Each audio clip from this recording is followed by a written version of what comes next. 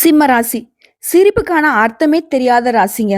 பாவப்பட்ட ராசியோ நம்ம அப்படின்னு பல நேரம் யாருக்கும் தெரியாம அழுதுருக்கும். என்னடா பாவம் பண்ணோம்? பாவம் பண்ணவன்லாம் நல்லா இருக்கானே! நல்லா சிரிச்சுக்கிட்டு இருக்கான். நம்ம மனசறிஞ்சு ஒரு ஈ எறும்பு கூட துரோகம் நினைச்சதில்ல. ஆனா நம்ம மட்டும் கஷ்டப்படுறோம். பொதுவாவே நம்ம மட்டும் இல்ல, இந்த உலகத்துல நல்லது பண்றவன் மட்டுமே கஷ்டப்படுறான்.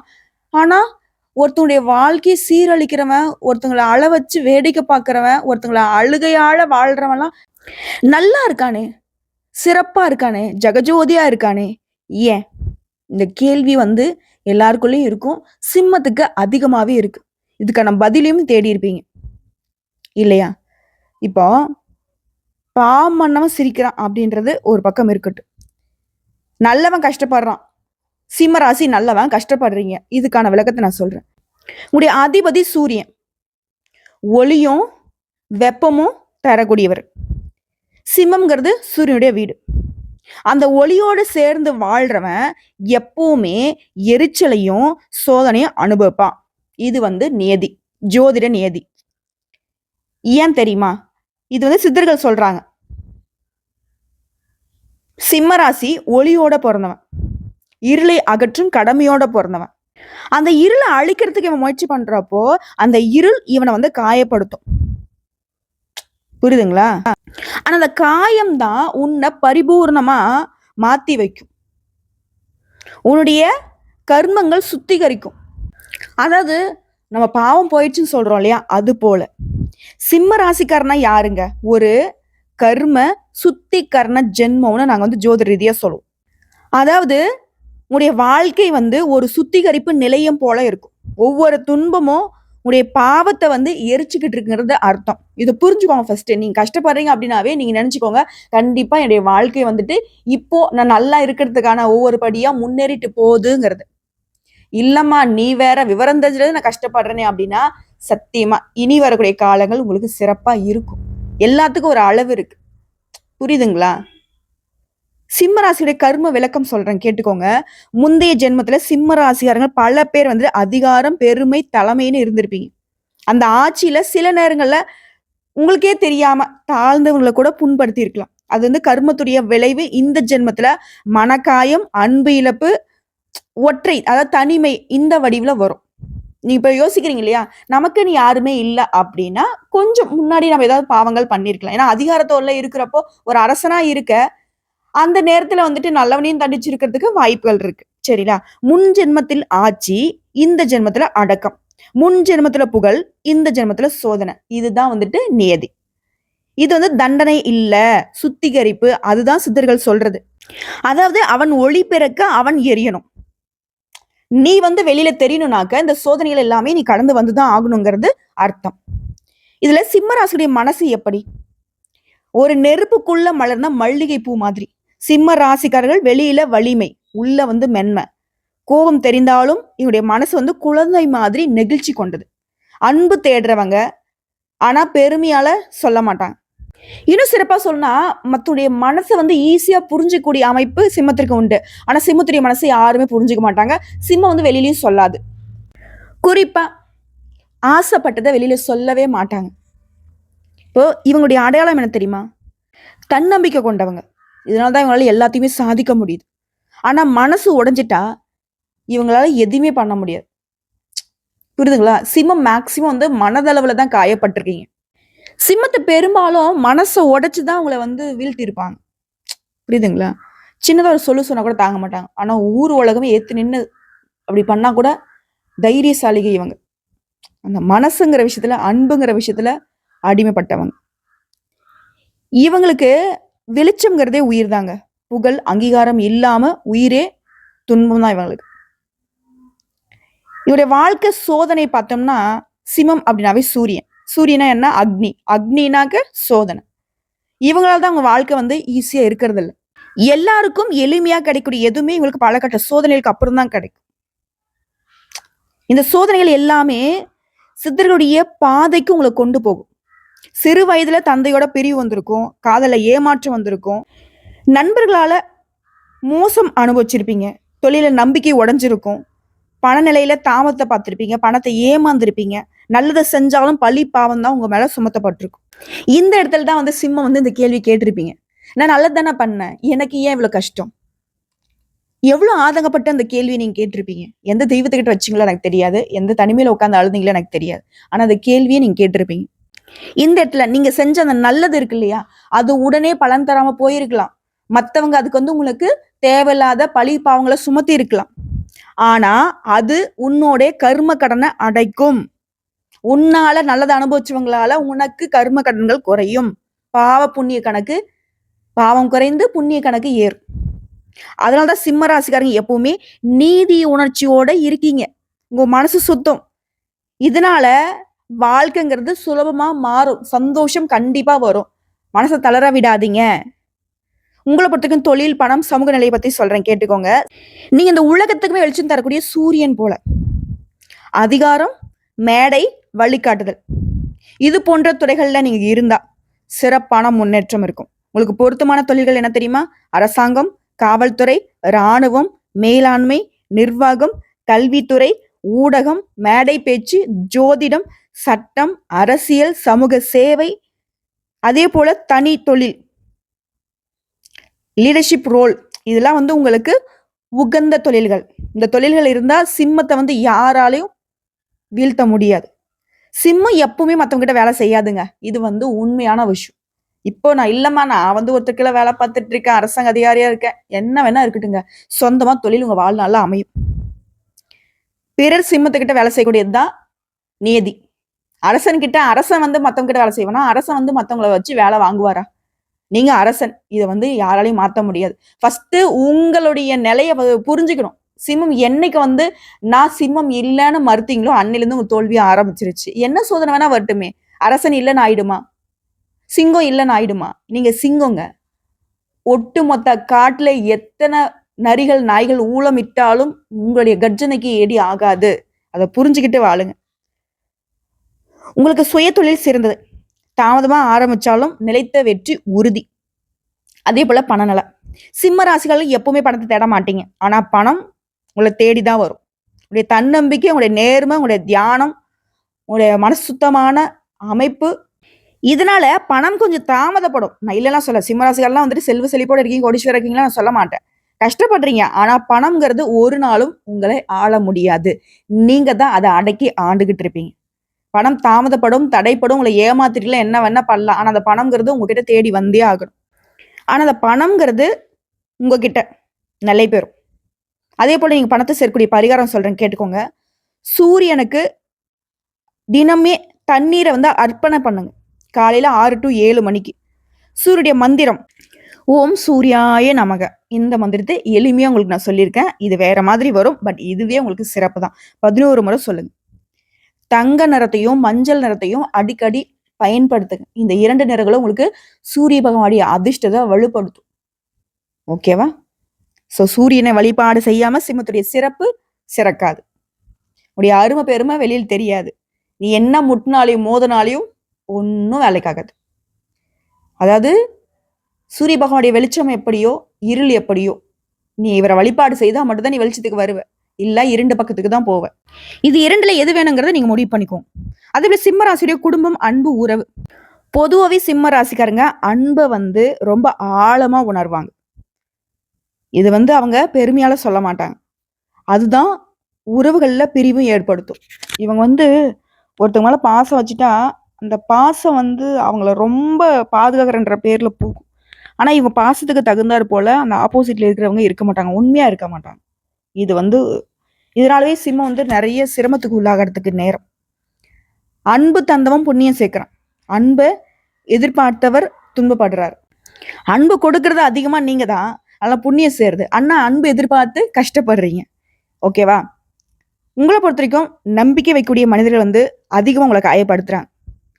இப்ப சித்தர்கள் என்ன சொல்றாங்க தெரியுமா? சிம்மம் நம்பிக்கையோட பிறக்கக்கூடாது, நம்பிக்கையோட வாழ கத்துக்கணும். புரியுதுங்களா உங்களுக்கு என்ன சொல்றேன்னு? யார் மீது நம்பிக்கை வைக்காதீங்கன்னு சொல்றாரு. உங்க நம்பிக்கை உரியவங்க இந்த மனுஷ மக்கள் இல்லைன்னு சொல்றாரு. உன் மேல நம்பிக்கை வை, நம்பிக்கையோட வாழு. நம்பிக்கை வைக்கிறனாக்க தெய்வத்தின் மீது வைக்க சொல்றாரு. புரியுதுங்களா? குடும்ப உறவுகளால எப்பவுமே உங்களுக்கு சோதனை தான். அன்பு தேவை, ஆனா அங்கீகாரம் இல்லை. அதே போல பெற்றோர்கிட்டையும் சரி, மனைவி கிட்டையும் சரி, கருத்து முதல் அப்பப்போ வரும். இது வந்து ஆண்களா இருக்கக்கூடிய பட்சத்துல மனைவின்னு சொல்லிட்டேன். இது பெண்களா இருக்கக்கூடிய பட்சத்துல கணவர்கிட்ட. இதோட சிம்ம ராசி வந்து இவங்களுடைய வாழ்நாள்ல ஒருத்தரை வந்து மன்னிக்கவே முடியாது. அப்படிப்பட்ட ஒரு ஆள் உங்க வாழ்க்கையில இருப்பாங்க. உண்மை நினைச்சா கமெண்ட் பாக்ஸ்ல பதிவிடுங்க. இதோட உங்களுக்கான பரிகாரம், இந்த குடும்ப உறவுகளை, அன்பு, இந்த உறவுகளை எப்படி மெயின்டைன் பண்றது? மாலை நேரத்துல சூரியனுக்கு நன்றி சொல்லுங்க. சூரிய கோவிலுக்கு மாதத்துக்கு ஒரு முறை போயிட்டு வாங்க. தந்தை மூத்தவங்க மீது கடமை உணர்வோடு நடந்துக்குவாங்க. அவங்க என்ன வேணா பண்ணிட்டு போட்டும், ஆனா அவங்களுக்கு நீங்க என்ன பண்ணணுமோ உங்க கடமையை தவறாம பண்ணிடுங்க. அதே போல பெண்களுக்கான விளக்கத்தை சொல்றேன். சிம்ம ராசி பெண்கள் அப்படின்னாவே ராணிகளே அப்படிதான் சொல்லும். சிம்மராசி ஆண்கள் ராஜா போலனாக்க இவங்க ராணிகள் தான். இவங்க வெளியில மென்மை, உள்ள வந்து தீப்பொறி மாதிரி. இவங்களுடைய கர்மம் வந்து எப்படி வேலை செய்யுதுன்னா, மன அழுத்தம், தியாகம், மற்றவங்களுக்கு ஒளி தரக்கூடிய வாழ்க்கையை வாழ்ந்துகிட்டு இருக்கீங்க. உங்களுடைய வேலையில, கல்வியில, குரல்ல, மேடையில, அழகுல தனித்த அடையாளம் கொண்டவங்க. அன்பு வாழ்க்கையில கொஞ்சம் தாமதப்படும், ஆனா சோதனை இருக்கு. நீங்க எரியறதுனால உருவான ஒளி 100 பேருக்கு வெளிச்சம் தரக்கூடியவங்க, 100 பேரை வழி நடத்தக்கூடியவங்க. சிம்மராசி பெண்கள்னா தெய்வங்க. சூரியனுக்கு பெண்களை பொறுத்தவரைக்கும் நான் பரிகாரம் சொல்றேன், கேட்டுக்கோங்க. நீங்க வந்து ரொம்ப கஷ்டப்படுறீங்க, உங்களுக்கு சோதனைகள் வந்து வெளியில சொல்ல முடியாது, அதனால தான் இதோட நான் முடிச்சுக்கிறேன். நிறைய கஷ்டங்களை பார்த்துட்டீங்க. சூரியனுக்கு மஞ்சள் தாமரையை அர்ப்பணம் பண்ணுங்க. துர்க்கை அம்மனை வழிபாடு பண்ணுங்க, செவ்வாய்க்கிழமை வெள்ளிக்கிழமையில. அதே போல முடிஞ்சா உங்களால போக முடியும்னாக்கா குஜராத்தில் கூடிய அந்த சூரிய நாராயணர் கோயிலுக்கு போயிட்டு ஒரு முறை குடும்பத்தோட தரிசனம் பண்ணிட்டு வாங்க. உங்களுக்கு சிறப்பான முன்னேற்றத்தை பார்க்க முடியும். ஓகேவா? சோதனைகள் எல்லாமே அப்படி மறைஞ்சு போயிடும். அதே போல ஆண்களுக்கான விளக்கத்தை சொல்றேன். சிம்ம ராசி ஆண்கள் ஒளி, தலைமை, ஆளுமை. இந்த சிம்மராசி ஆண்களை பொறுத்த வரைக்கும் மற்றவங்க பாராட்டுறது மட்டும்தாங்க இவங்களுக்கு உயிர். ஆனா இவங்களுக்கு வர்றது என்னன்னா அவமானம். அவமானத்தை அனுபவிச்சு உடைய கர்மத்தை கரைச்சிக்கிட்டு இருக்கீங்க. உன்னுடைய வலிமை வந்து வெளியில, உன்னுடைய பலவீனம் உள்ள. வெளியில பாக்குறவங்க யாராலையுமே வந்து நீ வந்து பலவீனமான ஆளுன்னு சொல்லவே முடியாது. எவ்வளவு கஷ்டமான ஆகட்டும், எவ்வளவு சோதனையான ஆகட்டும், மற்றவனை பார்த்து மறந்து போறான். என்னடா அது இவ்வளோ பெரிய பிரச்சனை இவ்வளோ அசால்ட்டா ஹேண்டில் பண்றாங்க அப்படின்னு. உண்மை. அதாவது உடைய மனநிலை வந்து பாதிப்பு, நம்பிக்கை இழப்பு, நண்பர்களால துரோகம், இது போன்ற கஷ்டங்களை நீங்க அனுபவிச்சிருப்பீங்க. ஆனா அந்த சோதனைக்கு பின்னால்தான் உங்களுக்கு ஒரு பெரிய முன்னேற்றமே வந்திருக்கும். ஒருவேளை இப்ப வந்து கஷ்டப்படுறீங்க அப்படின்னா பெரிய முன்னேற்றம் வரும். ஓகேவா? உங்களுக்கான பரிகாரம், திங்கள் மற்றும் ஞாயிறு சூரிய பகவான வழிபாடு செய்யணும். நான் அனுதினமும் சொல்லியிருக்கேன், குறைஞ்சபட்சம் இந்த 2 நாட்களாவது நீங்க வழிபாடு பண்ணணும். அதே போல சிவாலயத்துல சிவபெருமானுக்கு பால் அபிஷேகம் பண்ணுங்க. வியாழக்கிழமை குரு பகவான வழிபாடு பண்ணுங்க. அதே போல வியாழக்கிழமை பிள்ளையார் வழிபாடு பண்ணுங்க. இதோட சித்தர்கள் சொன்ன ஆன்மீக ரகசியம் சொல்றேன். சூரியனின் பிள்ளை இருளில் வாழ முடியாது, ஆனா அந்த இருளே அவனை வந்து ஒளியாக்கும். இப்ப நீ கஷ்டத்துல இருக்கன்னு சொன்ன இல்லையா, எத்தனை நாளுக்கு 1000 கைகள் மறைத்தாலும் ஆதவனை வந்து மறைக்க முடியாது. சூரிய பகவானை யாராவது மறைக்க முடியுமா? அது போலதான் உங்களுடைய வெளிச்சம், உங்களுடைய பேரு புகழ் எல்லாமே, உங்களுடைய நல்லது, நீங்க நல்லவங்க, இந்த உலகமே உங்களை போற்றக்கூடிய நேரம் வரப்போகுது.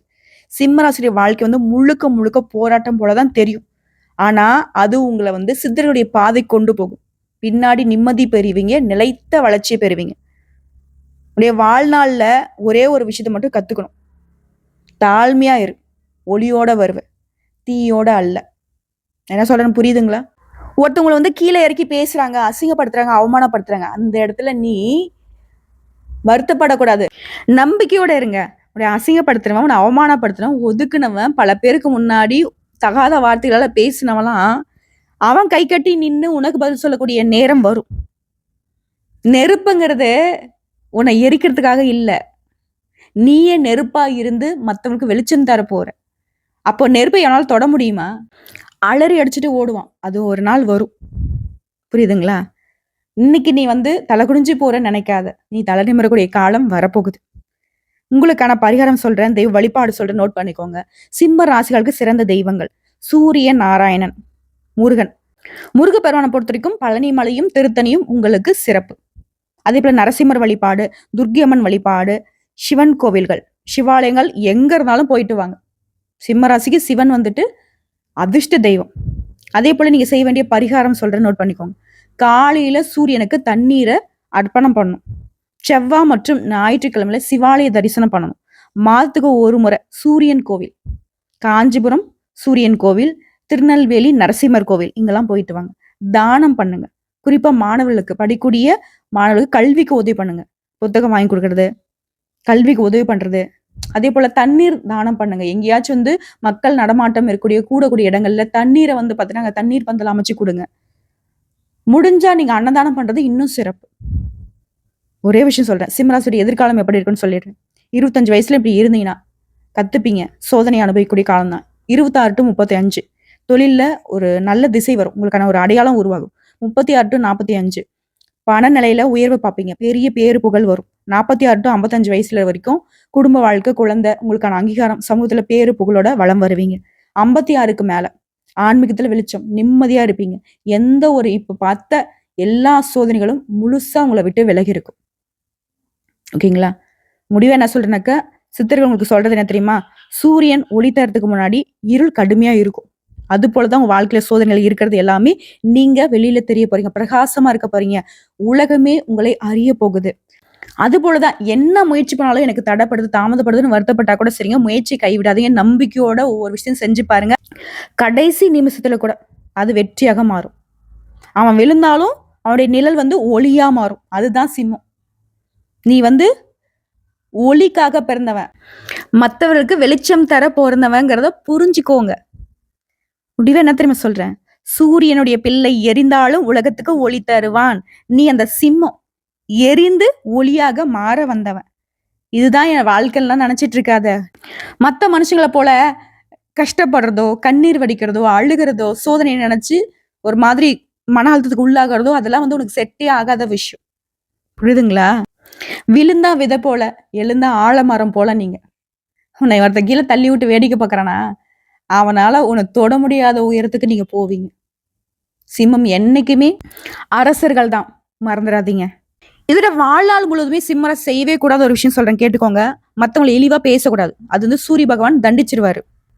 இதெல்லாம் சிம்மம் செய்யாது. ஒருவேளை ஏதோ ஒரு சூழ்நிலை நீங்க இந்த மாதிரி பேசிட்டா அது உங்களுக்கு தண்டனைக்கு உள்ளாகும்.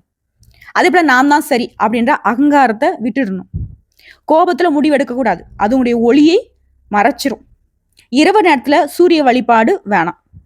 சத்தியத்தை மீறாதீங்க. சூரியன் சாட்சி கிரகம், சரிங்களா? இன்றைய உலகம் ஒளிக்காக காத்திருக்கு. ஆனா அந்த ஒளி யாருக்கிட்ட வரணும்னு தெரியுமா? சூரியனின் பிள்ளைகள் தான் அந்த ஒளி. சிம்ம ராசிக்காரங்க எரிந்து ஒளியாக மாறுறீங்க.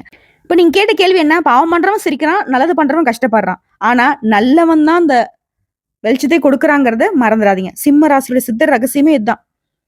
உங்களுடைய வாழ்க்கை எரியக்கூடிய தீ போல உங்களுக்கு இருக்கலாம். ஆனா அந்த தீயில தான் உங்களுடைய ஒளி இருக்குங்கிறத மறந்துடாதீங்க. உங்களுக்கான நல்லது தாமதப்படுது, ஆனா உங்ககிட்ட வராம போகாது. சூரியன் உதயமாவதை யாரால் தடுக்க முடியுமா? முடியாது இல்ல? அது போலதான் சிம்ம ராசிகளே, எரிங்க, தீப்பொறி போல எரிஞ்சு போங்க. ஆனா ஒளியா மாறுங்க. உலகம் உங்களை தேடி வரும். ஓம் சூர்யாய நமக. அம்மா, நீ சொல்றதெல்லாம் கேட்கறதுக்கு நல்லாதான் இருக்கு. உண்மையாவே நாங்க அப்படின்னு ஒரு சந்தேகம் வந்துருச்சுன்னா தயவு செஞ்சு இந்த பதிவு பார்த்து ஒரு பிரயோஜனமும் கிடையாது. ஆனான்ற பேச்சுக்கும் வேணாம், ஆவணான்ற பேச்சுக்கும் வேணாம். சிம்மம் நினைச்சா அது சாதிக்கும். பொறுமையா இரு. கோபத்தை கட்டுக்குள்ள கொண்டு வா. உன்னை சுத்தி இருக்குங்க யாரு என்னங்கிறத புரிஞ்சுக்கிட்டு செயல்படு. நீ சிங்கம், ஒரு சிங்கமா யோசி. நீ ஒரு அரசனா யோசி. இப்ப சொல்லுங்க, உங்ககிட்ட இருக்கக்கூடிய கஷ்டங்களோ, சோதனைகளோ, உங்ககிட்ட இருக்கக்கூடிய எதிரிகளோ உங்களுக்கு ஒர்த்தானவங்களா? உங்களுடைய தகுதிக்கும் தராதரத்துக்கும் இதெல்லாம் சமாளிக்க முடியாதா? தூசி மாதிரி தட்டி விட்டுடலாம். சிறப்பா இருக்க போறோம். சிம்மத்தை யாராலையும் வீழ்த்த முடியாது. இது உண்மை. சில பூச்சாண்டி உங்களை பயமுறுத்தி வச்சிருக்கு. ஆனா நம்மளுமே அது பெருசா நம்ம இப்படிதான் போல அப்படின்னு இருக்க ஆரம்பிச்சிட்டோம். பெரிய யானைய ஒரு சங்கிலியில கட்டி வச்சிடுறாங்க. அதோடைய குணம் என்ன? பெரிய மரத்தை கூட வீழ்த்த முடியும். அது பண்பு அதுதானே. ஆனா அந்த சங்கிலி கட்டுப்பட்டிருக்க அப்படின்னு சொல்றீங்களா? கிடையாது. அந்த பாகனுடைய அன்பு கட்டுப்பட்டிருக்கு. அது போலதான் சிம்மம் நீ அன்புக்காக, பாசத்துக்காக, உண்மைக்காக, நீதிக்காக, நேர்மைக்காக, எல்லாத்துக்காகவும் அடங்கி இருக்கிறத, அதான் யானை படுத்துட்டா எறும்பு கூட சொல்லுவான் நீ ஏன் ஆயிட்டுதான் அப்படிங்கிற மாதிரி எல்லாரும் இப்படி நம்மள கொஞ்சம் குறைச்சி எடை போட்டாங்க. நம்ம ஏஞ்சி நின்னோம்னா அது வேற மாதிரி. யானை அப்படின்னா என்னங்க? அன்பு கட்டுப்பட்டு அந்த சங்கிலியில அடப்பட்டு இருக்கு. ஆனா எல்லாரும் நினைச்சிட்டு இருக்காங்க அதோடைய தரமே அவ்வளவுதான் அப்படிங்கிற மாதிரி. ஆனா யானை நினைச்சா எப்பேற்பட்ட பெரிய மரத்தையும் ஒரே நொடியில உடைச்சு தள்ள முடியும். சாதாரண ஒரு சின்ன கம்பிக்கும், ஒரு சங்கிலிக்கும் அடப்பட்டிருக்குனாக்கா எதுக்கு? அந்த பாகனுடைய அன்புக்கும், பாசத்துக்கும் கட்டுப்பட்டு அது நிக்குது. அதுபோல தான் சிம்மம் வந்து இப்போ நெறைய சோதனைகள தாங்கிட்றீங்க, தலகுனிஞ்சு நிக்கிறீங்க அப்படின்னா, நெறைய பேருடைய வாழ்க்கை நம்ம கையில இருக்கு. நம்ம இப்டி கை இப்டி விரிச்சுட்டோம் அப்டின்னாக்கா, மத்தவங்களுடைய வாழ்க்கை சிதறி போயிடுன்ற ஒரே காரணத்துக்கோசரம். ஆனா அது எல்லாரும் ஏன்? நீங்க அந்த இறுக்கி பிடிச்சு வச்சிருக்கிற மத்தவங்களுடைய வாழ்க்கைய கூட அத புரிஞ்சுக்காம, அவங்களே கூட உங்களுக்கு சூழ்ச்சி வேல பின்னியிருக்காங்க. இது உண்ம. நம்ம மறுக்க முடியாது இல்லையா? இருந்தாலுங்க, நீங்க பட்ட கஷ்டங்கள், நீங்க செஞ்ச நல்லது ஒரு நாளும் உங்கள காப்பாத்தாம விடாது. நீங்க நல்லது செய்ய, செய்ய, செய்ய மேலுக்கு வந்துட்டே இருப்பீங்க. நீங்க கேட்ட கேள்வி, நான் நல்லது செய்றேன், கஷ்டப்படுறேன்னு சொன்னீங்க இல்லையா? கஷ்டப்படுறீங்க. ஆனா உங்களுடைய பேரும், புகழும் யாராலயும் மறைக்க முடியாது. சில பேர் நெனச்சுட்டு இருக்காங்க, இவன் பண்றதெல்லாம் வெளிய வரப்போது. அவன் செஞ்ச நல்லதுக்கு நம்ம பேர் வாங்கிப்போம் அப்படின்னு கூட நெறைய பேர் பண்ணியிருக்கலாம். உழைப்பு மத்தவங்க சுரண்டியிருக்கலாம். உங்க உழைப்புக்கான அங்கீகாரத்தையும், அடையாளத்தையும் மத்தவங்க எடுத்திருக்கலாம். ஆனா, ஒரு நாள் அவங்களே ஆத்மார்த்தமா கொண்டு வந்து குடுப்பாங்க. புரியுதுங்களா? ஆனா அவங்க கொடுக்கக்கூடிய அடையாளத்த விட மிகப்பெரிய அடையாளத்த நீங்க வச்சிருப்பீங்க. அரசர், அரசன், அரசி. இதுதாங்க சிம்மம். சரிங்களா? நீங்க எந்த வயதுல இருந்தாலும் சரி, நீங்க மத்தவங்களுக்கு வழிகாட்ட பொறந்தவங்க. மத்தவங்கள வழிநடத்த பொறந்தவங்க. ஆள பொறந்தவங்க. அடிமையாக பொறந்தவங்க கிடையாது. இப்போ நீங்க அந்த நிலையில இருந்தா கூட வருத்தப்படாதீங்க. உங்களுக்கான வாய்ப்பு உங்க வாசப்படியில தான் நிக்குது. வாழ்த்துக்கள்.